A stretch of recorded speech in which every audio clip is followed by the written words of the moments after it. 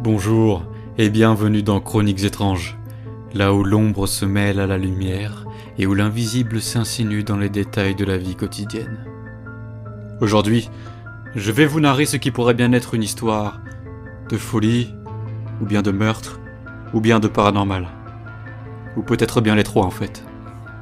Comme d'habitude, afin de vous garantir la meilleure des immersions, je vous donnerai un maximum de détails. Et oui, car l'histoire de cette jeune infirmière que nous appellerons Chloé est pleine de rebondissements. Je préfère vous prévenir, âme sensible, s'abstenir. Prenez votre meilleur plaid, mettez vos écouteurs, tamisez la lumière et laissez-vous envelopper par les ombres intérieures.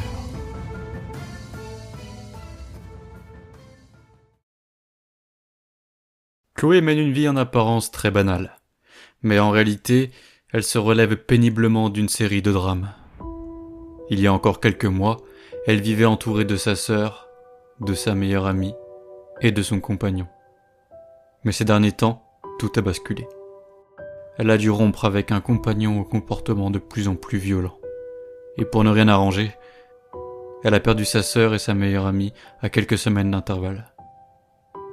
Pouvant à peine subvenir à ses besoins seule, Chloé a changé ses horaires de travail pour les nuits, afin de gagner un petit peu plus d'argent.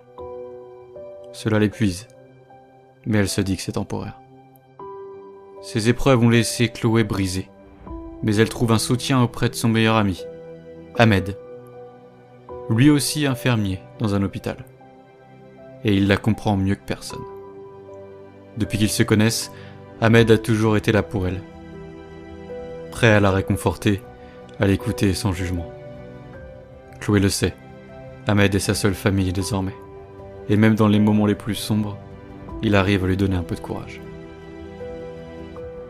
Sa maison, qu'elle a rénovée avec son ex-compagnon, est un refuge. Elle s'y sent en sécurité. La maison en elle-même est vieille, charmante, avec ses planchers en bois qui craquent et ses murs épais. Cette demeure, un peu isolée en périphérie de la ville, est un endroit calme et serein, en apparence. Oui, récemment elle commence à y sentir une étrange atmosphère, quelque chose d'indéfinissable qui plane, comme une lourdeur omniprésente. Elle se persuade que tout est dans sa tête, que c'est le contre-coup de tous les drames qu'elle a subis, jusqu'à ce que des petits incidents viennent perturber ce calme apparent.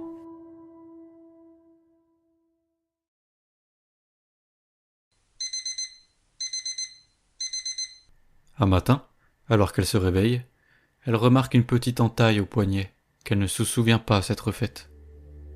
Mais surtout, elle remarque quelque chose d'étrange dans la cuisine.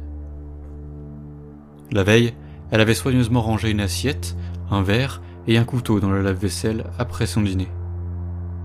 Mais en entrant dans la cuisine, elle les retrouve sur le plan de travail. Elle se fige un instant. Est-ce possible qu'elle ait oublié de les ranger ? Elle secoue la tête et sourit nerveusement. Tu te fais décider, Chloé. C'est le stress. Mais une petite voix en elle murmure que quelque chose cloche. Les jours suivants, d'autres incidents viennent ébranler son quotidien. Une brosse à cheveux qu'elle a laissée dans sa salle de bain la veille se retrouve mystérieusement sur la table à manger. Un livre qu'elle lit avant de dormir change de place. Elle tente de rationaliser, se disant qu'elle est fatiguée, que le travail de nuit et les insomnies doivent la distraire. Mais chaque matin, elle se sent un peu plus en insécurité. Un soir, épuisée par sa garde, Chloé passe au supermarché avant de rentrer. Elle s'offre un petit paquet de biscuits, du lait et un pot de miel. Elle rentre, range tout soigneusement dans les placards et va se coucher. Le lendemain matin, en cherchant les biscuits pour son petit déjeuner, elle ne les trouve plus. Après une recherche minutieuse, elle les découvre, vides, dans la poubelle. Elle se fige, un frisson parcourant son échine. Elle est certaine de ne pas les avoir mangés. Le phénomène se répète quelques jours plus tard avec une bouteille de lait, puis avec des fruits. Une étrange angoisse l'envahit à chaque fois qu'elle franchit le seuil de sa cuisine. Elle vérifie toutes les serrures, les fenêtres. elle s'assure que tout est bien fermé avant de partir. Mais rien ne change. Sa maison lui donne de plus en plus l'impression d'être habitée par une autre présence. C'est alors qu'ils sont apparus. Les bruits. Des bruits si sourds qu'ils semblaient venir des entrailles même de la maison. Une nuit, alors que le silence de la maison est total, Chloé entend un craquement au-dessus d'elle. D'abord un seul bruit, puis un autre, comme un pas léger. Puis un autre, plus sourd. Lentement, elle se redresse, le cœur battant. Est-ce le bois qui craque ? Quelque chose de plus tangible. Elle reste figée, écoutant attentivement, mais tout redevient silencieux. Elle se persuade que ce n'est rien, une fois de plus. Peut-être un pigeon ou une chauve-souris sur le toit. Mais le bruit revient la nuit suivante. Cette fois plus fort, comme si quelqu'un tombait lourdement au plafond. Elle se redresse dans son lit, terrifiée, osant à peine bouger. C'en est trop. Elle attrape son téléphone et appelle Ahmed pour lui parler de ses craintes. Mais il la rassure en lui disant qu'elle est épuisée, qu'elle devrait se reposer et oublier tout ça. Elle se force à croire que tout cela n'est que le fruit de son imagination. Une accumulation de fatigue et de stress. Pourtant, elle finit à nouveau par verrouiller toutes les portes et les fenêtres, espérant que cela mettra un terme à ses angoisses.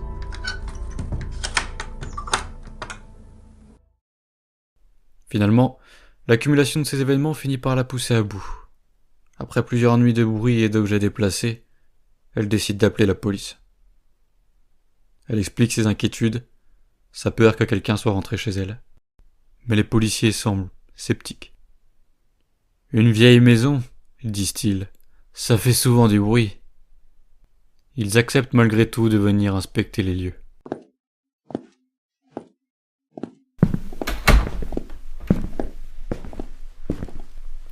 Les policiers passent chaque recoin de la maison au peigne fin, mais ne trouvent rien d'anormal. Jusqu'à ce qu'ils trouvent une trappe au plafond, dans le couloir du premier étage. Vous avez dit que cette trappe était condamnée, c'est bien ça ? Oui, depuis que j'ai emménagé, je l'ai jamais ouverte. Je n'avais jamais fait attention qu'il y avait une trappe dans ce placard. Les policiers forcent la trappe, et une fois à l'intérieur, ils découvrent l'horreur.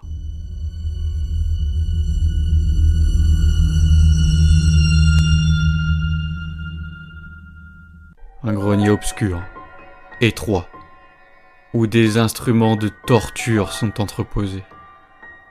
Une odeur nauséabonde emplit l'air. Ils découvrent dans un coin de la pièce un cadavre. Celui de sa meilleure amie, disparu depuis 2 semaines. Et un autre corps, celui de sa sœur, morte 1 mois plus tôt. Chloé, qui était en plein deuil, est sous le choc. Elle est placée en détention.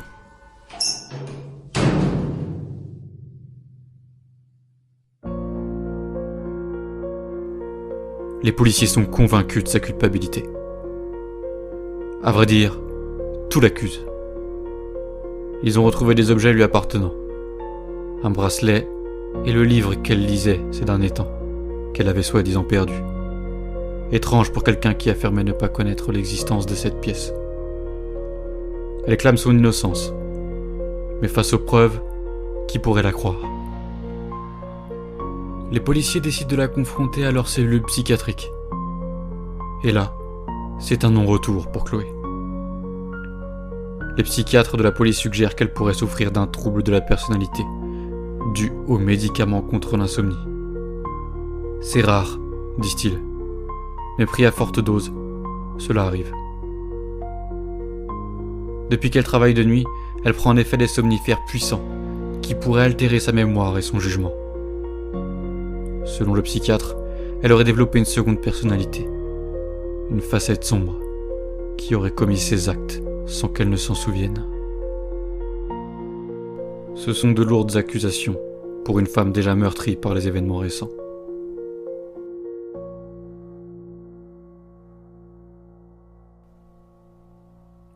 La police interroge alors son meilleur ami Ahmed, qui affirme qu'elle serait incapable de faire une chose pareille. Le juge, bien qu'à l'écoute du psychiatre, n'est pas 100% convaincu par ses conclusions. Chloé, bien que meurtrie, ne lui semble pas folle pour autant. C'est pourquoi il prend la décision de ne pas condamner tout de suite Chloé. Elle restera en détention provisoire pendant 3 semaines, le temps que les enquêteurs trouvent potentiellement une autre piste. À défaut de quoi, elle sera incarcérée à perpétuité dans un hôpital psychiatrique. Le chef de la brigade, M. Giraud, décide de prendre les choses en main. Pendant 2 semaines, l'inspecteur Giraud et son équipe enquêtent nuit et jour. Chloé, toujours en détention provisoire, commence à sombrer peu à peu dans la folie. Elle commence à coller toutes les pièces du puzzle, du peu de mémoire qui lui reste. Plus elle cherche dans sa tête, plus cela devient lucide. Tous ces objets qui bougent sans raison. Elle aurait donc assassiné sa propre sœur. Seule, dans sa petite chambre d'incarcération, elle réfléchit. Et plus elle réfléchit, plus elle pleure. Plus elle angoisse. Elle ne mange plus. Et elle maigrit à vue d'œil. Elle reste sur son lit et pleure sans cesse. Monsieur Giraud, particulièrement touché par la descente aux enfers de cette femme, décide de faire un dernier effort. Il ne pourra pas avoir la conscience tranquille tant qu'il n'aura pas fait tout pour tenter d'innocenter cette femme. Surtout qu'un détail le perturbe. Les policiers avaient demandé à Ahmed de se présenter au poste, mais il n'est pas venu de la journée. Étrange pour quelqu'un qui souhaite à tout prix innocenter son ami.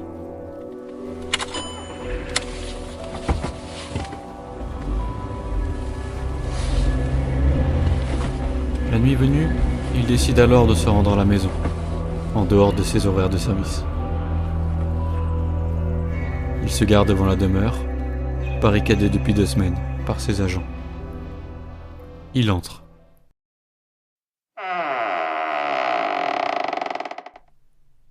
Tout de suite, un détail horrible l'interpelle.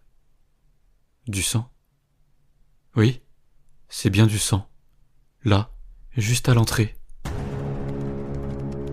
Aussitôt, il prend sa radio et alerte le commissariat. Il suit alors les traces de sang. Il monte à l'étage, les escaliers recouverts de ce liquide rouge vif.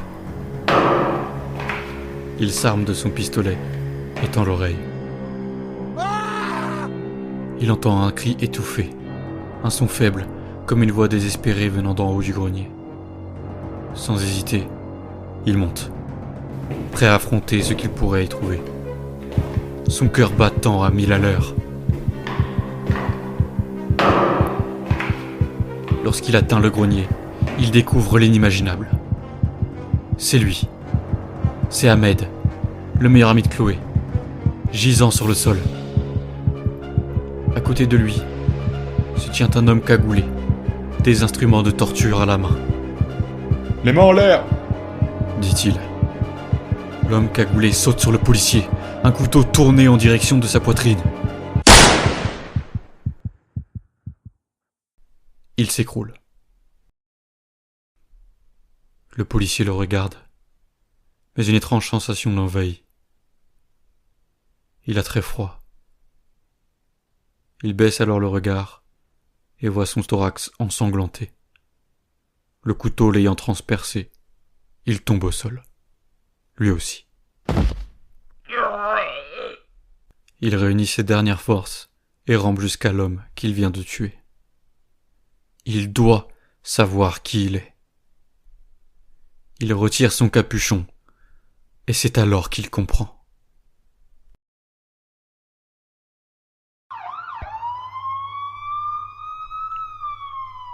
Quand les policiers arrivent sur place, ils emmènent les 2 hommes en urgence à l'hôpital. Un seul d'entre eux a survécu. L'ex-petite amie de Chloé. La vérité éclate enfin. Il avoue tout. Consumé par la haine et la rancœur après leur séparation, il avait planifié une vengeance implacable. La maison qu'ils avaient rénovée ensemble lui servait de piège idéal pour briser Chloé. Dès leur rupture, il s'était caché dans le grenier, profitant de ses absences nocturnes pour descendre, manger dans sa cuisine, déplacer les objets et semer la terreur.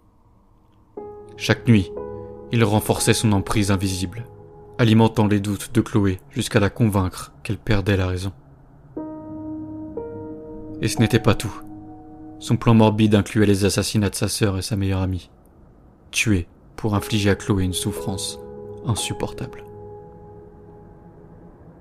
Ces derniers mots ont été les plus terrifiants.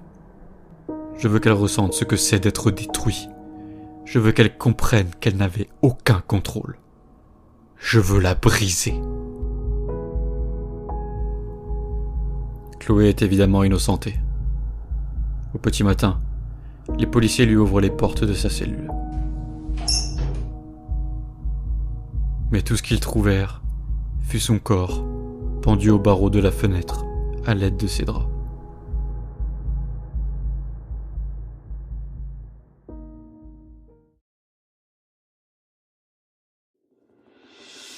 Cette histoire nous rappelle une fois encore que la véritable horreur ne réside pas dans l'invisible, ni dans l'imaginaire, mais dans l'esprit humain, dans la haine qui peut habiter ce que nous croyons connaître, dans ces silences qui peuplent les maisons, dans ces ombres qui ne sont pas ce qu'elles semblent être, et dans la folie. Chloé, meurtrie, a préféré mettre fin à ses jours, plutôt que de vivre avec l'idée que sa folie supposée ait tué ses proches. Qui sait ce que votre propre maison pourrait dissimuler, là où vous vous sentez le plus en sécurité. Prenez garde à ce qui vous entoure. Vous pourriez vous aussi découvrir que l'invisible est bien plus tangible qu'il n'y paraît. À bientôt, si vous osez revenir.